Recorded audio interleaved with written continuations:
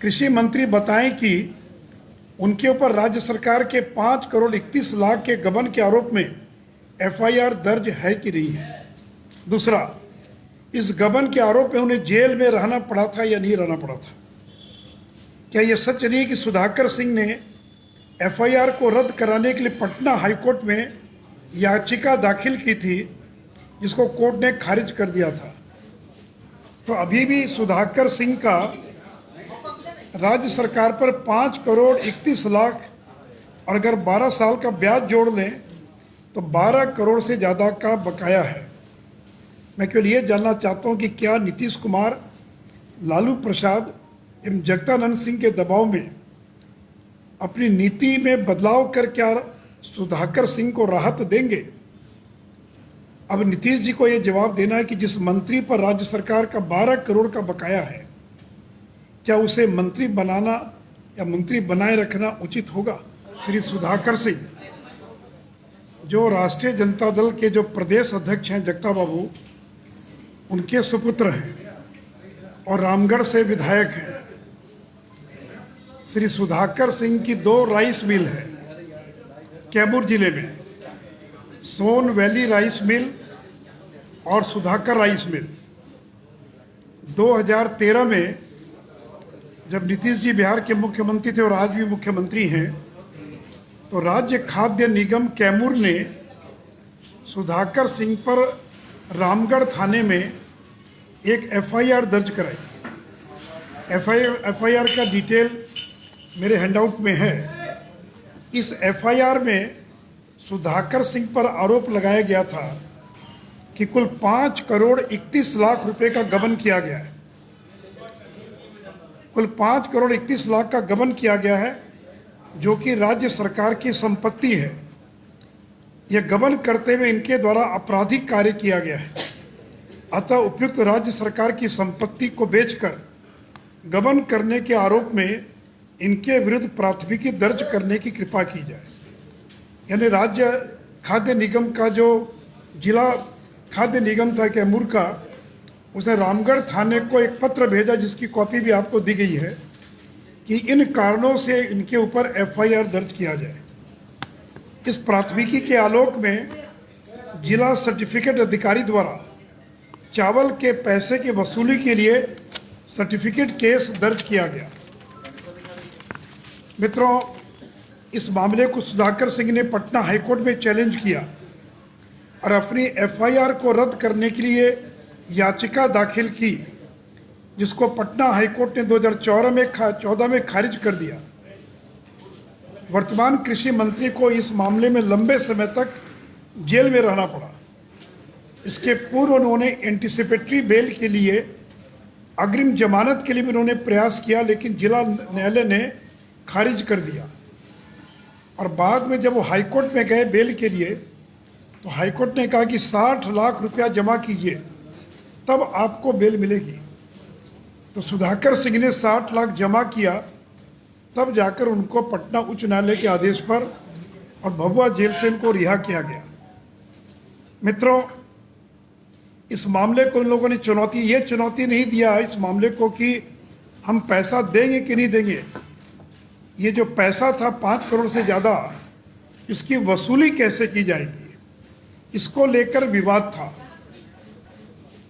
तो अभी भी सुधाकर सिंह का राज्य सरकार पर 5,31,00,000 और अगर 12 साल का ब्याज जोड़ लें तो 12 करोड़ से ज़्यादा का बकाया है।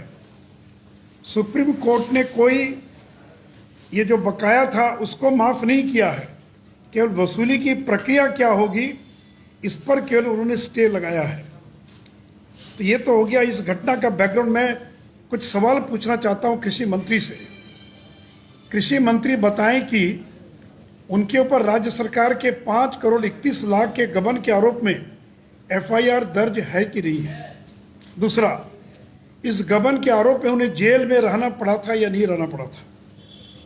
क्या यह सच नहीं कि सुधाकर सिंह ने एफआईआर को रद्द कराने के लिए पटना हाईकोर्ट में याचिका दाखिल की थी, जिसको कोर्ट ने खारिज कर दिया था।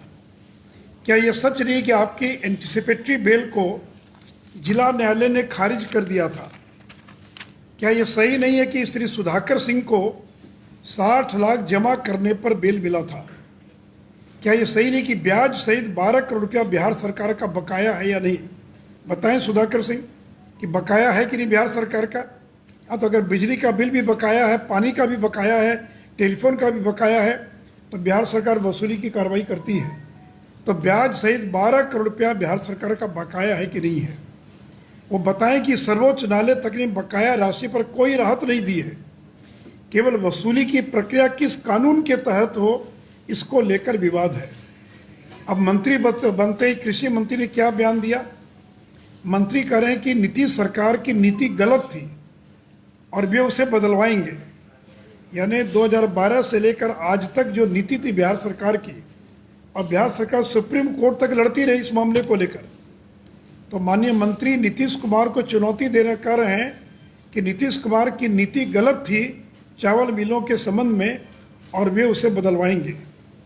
मैं केवल ये जानना चाहता हूँ कि क्या नीतीश कुमार लालू प्रसाद एवं जगदानंद सिंह के दबाव में अपनी नीति में बदलाव कर क्या सुधाकर सिंह को राहत देंगे? और मित्रों, इस पूरे मामले में सहकारिता विभाग की भी एक बहुत बड़ी भूमिका है। और वर्तमान में सहकारिता विभाग के जो मंत्री आप सब जानते हैं कि बाहुबली विधायक सुरेंद्र यादव के पास वो विभाग है। अब नीतीश जी को ये जवाब देना है कि जिस मंत्री पर राज्य सरकार का 12 करोड़ का बकाया है, क्या उसे मंत्री बनाना या मंत्री बनाए रखना उचित होगा?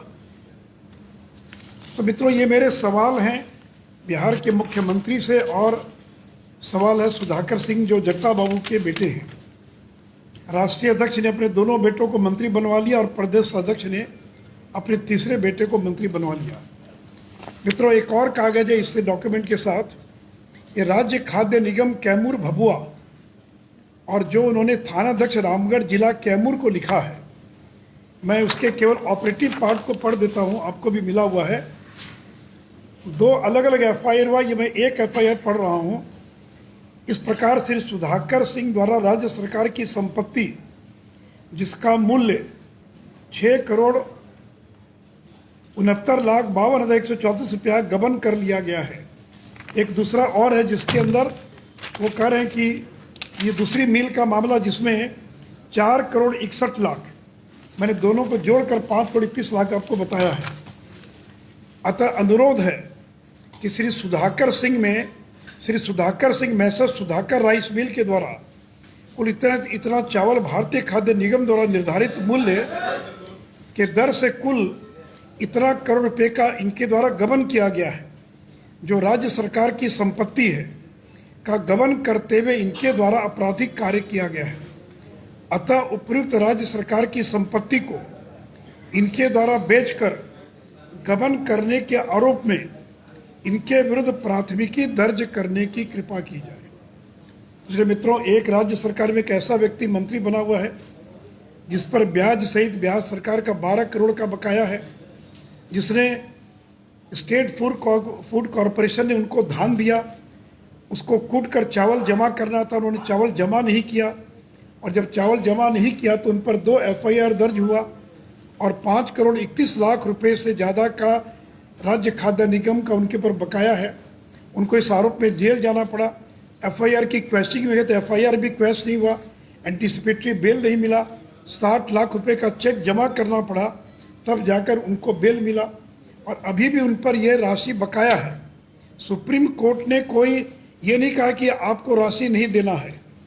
यानी कानून में वसूली की कई प्रक्रिया है, एक PDR एक्ट है, तो ये कोर्ट में गए कि PDR एक्ट के तहत वसूली नहीं की जा सकती है। तो वसूली का तरीका क्या हो, केवल इसको लेकर विवाद है। ये कोई विवाद नहीं कि बकाया है कि नहीं है, इनको नहीं देना है, या कोर्ट ने ये नहीं कहा कि इनको पैसा नहीं जमा करना है। तो इनको 5,31,00,000 रुपया जमा करना, और अगर 10 साल का ब्याज जोड़ ले तो ये राशि बढ़कर लगभग 12 करोड़ रुपये से ज़्यादा की होती है। और चूँकि जगता बाबू के बेटे हैं और राष्ट्रीय जनता दल में एक सुप्रीमो हैं लालू जी, दूसरे सुप्रीमो हैं जगता बाबू, दोनों के बेटे मंत्री हैं, तो मुझे डर है इस बात का, और जिसका जिक्र भी किया अपने प्रेस वार्ता में सुधाकर जी ने, कि सरकार की प्रोक्योरमेंट की नीति गलत है, मैं उसको ठीक करवाऊंगा। तो मुझे डर है कि कहीं लालू जी और जगताप बाबू के दबाव में बिहार सरकार अपनी नीति में बदलाव कर कहीं सुधाकर सिंह और ऐसे लोगों को राहत देने का काम तो नहीं करेगी।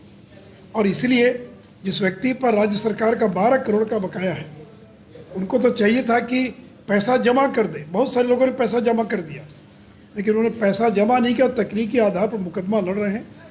तो ऐसे व्यक्ति को मंत्री पद पर बने रहने का अधिकार नहीं है। इसलिए मैं माननीय मुख्यमंत्री जी से आग्रह करूंगा कि जिन पर 12 करोड़ से ज़्यादा का बकाया है और वह भी कृषि विभाग जैसा महत्वपूर्ण विभाग का जिम्मा आपने सौंपा है, तो ऐसे व्यक्ति को अविलंब मंत्रिमंडल से बर्खास्त किया जाना चाहिए।